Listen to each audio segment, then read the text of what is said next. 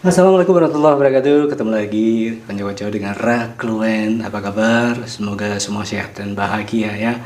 Pagi ini atau siang inilah tepatnya saya mau bikin penyet terong bakar. Yuk ikuti sama-sama proses pembuatannya. Sudah saya siapkan 2 terong panjang hijau.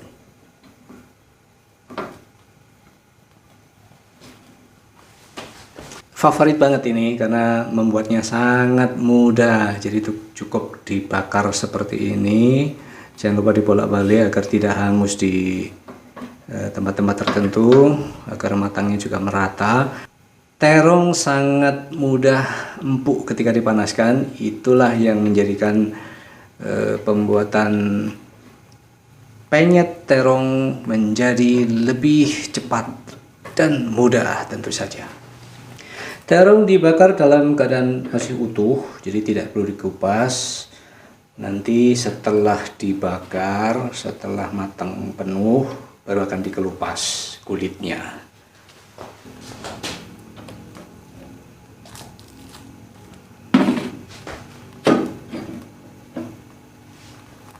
Yang satu sudah lebih dulu matang dan siap untuk dikupas, tapi nunggu agak dingin dulu agar proses pengupasannya mudah, tidak menyiksa jari-jari tangan saya.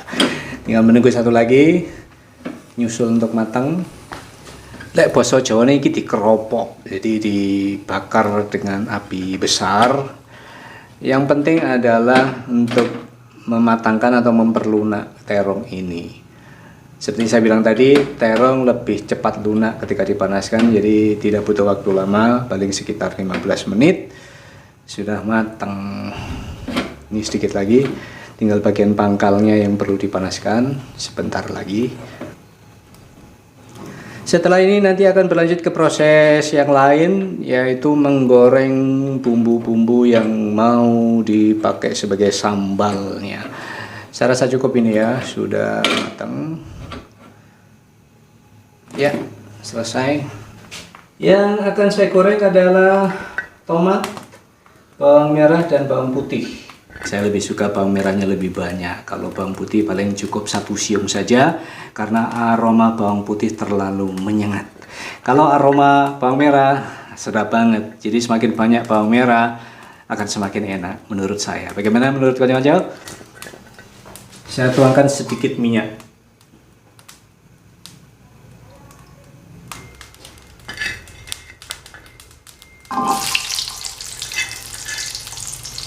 Bawang merah dan bawang putih tidak perlu dipotong-potong, termasuk tomat juga, biarkan utuh saja. Yang penting dibolak-balik secara merata. Cukup siap saya angkat, tidak perlu terlalu kering. Yang penting bawang merah dan bawang putih ini sudah matang empuk, siap untuk diulek dan aroma sengahnya sudah hilang. Tomat juga termasuk buah yang mudah lunak, jadi seperti ini sudah siap untuk diulek. Minyak masih ada, eman-eman saya lengkapi dengan sebutir telur, diaduk sedikit. Ketika membuat dadar telur saya memang suka seperti ini, langsung dicemplungkan kemudian diaduk-aduk di wajan, tidak perlu pakai alat khusus untuk mengaduknya lebih dulu. Saya angkat telur dadarnya dan saya biasa memeras dulu agar minyaknya berkurang. Nah, sekarang waktunya untuk mengulek bumbu-bumbu.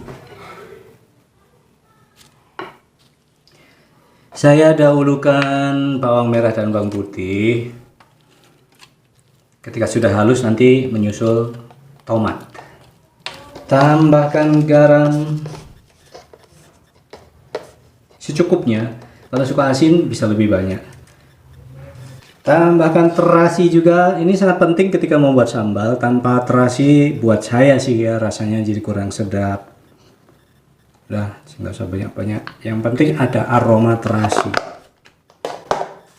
Dan yang tidak boleh ketinggalan juga adalah gula merah.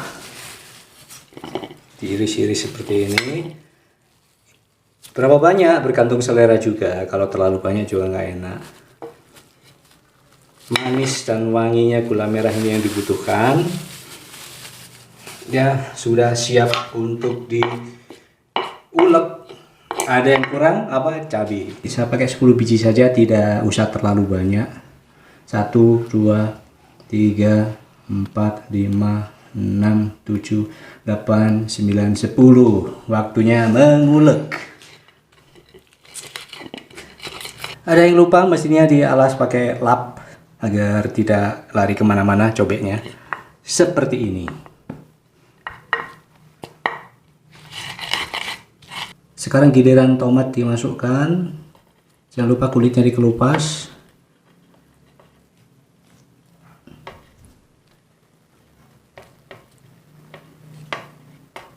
Ya, siap diulek pelan-pelan agar tidak meletus.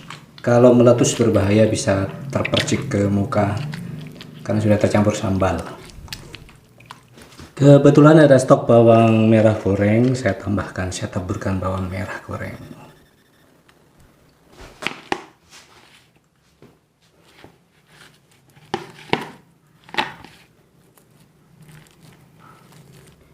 Yang penting kulit arinya ya. Jadi yang keras ini kulit arinya.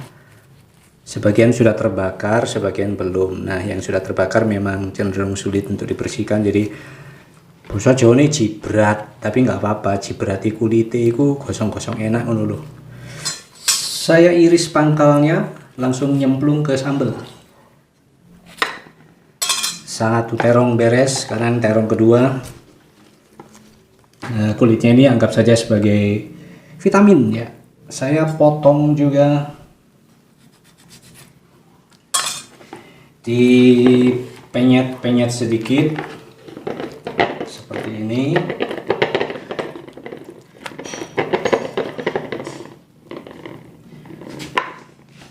jangan dilupakan telur dadar yang sudah disiapkan tadi, dimasukkan juga, tumplok sekalian ya. Penyet-penyet lagi, penyet-penyet lagi seperti ini saja. Sudah siap penyet terong bakar disantap. Sesaat lagi saya akan bersantap nikmat. Kebetulan tadi saya nggak sarapan dan sekarang lapar luar biasa. Ini akan menjadi hidangan yang sangat-sangat nikmat untuk saya habiskan untuk menuntaskan rasa lapar saya hari ini. Nah, sarapan menjelang siang saya mulai. Ini ada nasi putih di tangan saya, masih mengepul. Hangat-hangat seperti ini pasti lebih enak untuk dinikmati. Dan satu cobek penuh penyet terong bakar plus dadar telur. Tapi ini bukan kategori mukbang ya. Cuman segini, gak terlalu banyak. Mudah-mudahan saya bisa menghabiskan. Ayo, Koyo aja mulai.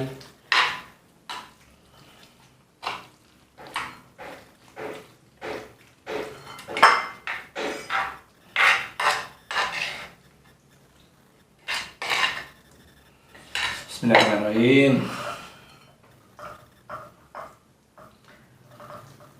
Cukup dengan hidangan seperti ini saja saya sudah merasa sangat bahagia ya. Padahal cuma sambal, terong, dan telur dadar. Jangan tanyakan enaknya, pasti sangat enak. Ada manis-manisnya, ada pedas, ada asin, ada gurih. Semuanya tercampur jadi satu. Jadi komposisi yang sangat pas untuk dinikmati. Ini ceritanya kembali ke hidangan masa lalu. Pada masa lalu kami sekeluarga, saya dan kakak dan adik ada berlima. Namanya anak-anak, tentu saja ada impian-impian yang muncul di dalam benak kami. Saya terutama sering berpikir ketika ada hidangan-hidangan yang enak gitu ya, sempat dilihat di televisi atau dimanapun, atau melihat teman-teman lagi menyantap makanan yang enak. Aduh, kapan ya saya bisa menikmati itu? Kapan? Jadi terus terngiang-ngiang.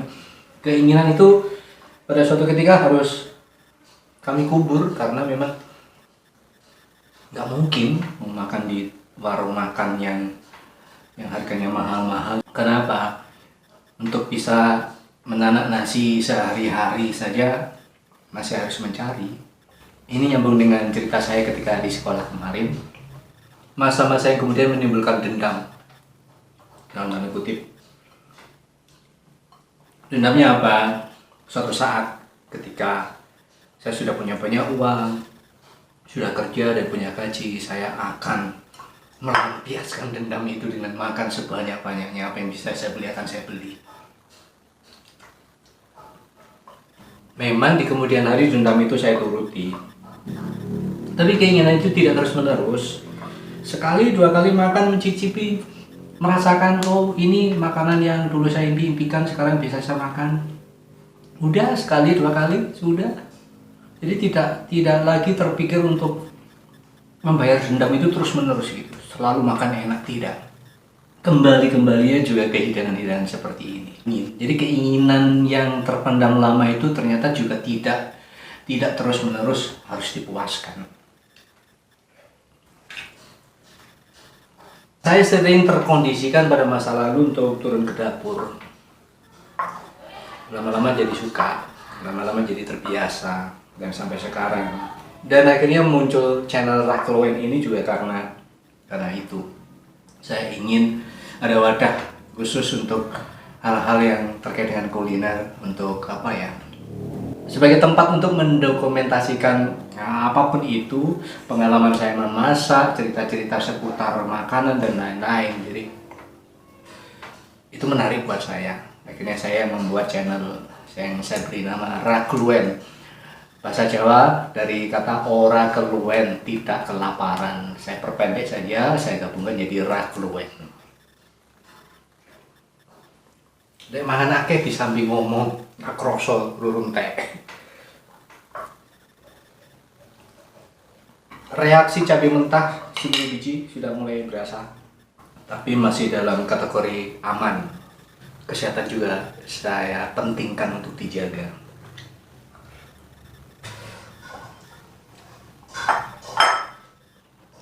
Terima kasih konco-konco yang selalu setia dengan Rakloen. Saya tidak bisa membalas kebaikan konco-konco dengan sesuatu yang berarti, hanya bisa berdoa semoga konco-konco selalu sehat dan bahagia. Itu saja, sehat, bahagia. Saya akan terus berjuang untuk bisa melalui setiap tahapan agar suatu saat harapan saya atau harapan siapapun para YouTuber untuk bisa memetik rezeki dari channel-channel yang dibuat itu bisa terwujud. Putus banget. Ketemu lagi lain waktu dengan hidangan-hidangan yang berbeda, dengan cerita-cerita yang berbeda, apapun itu yang bisa saya bagi kepada konco-konco. Semoga bermakna, semoga bermanfaat ya. Assalamualaikum warahmatullahi wabarakatuh. Dadah.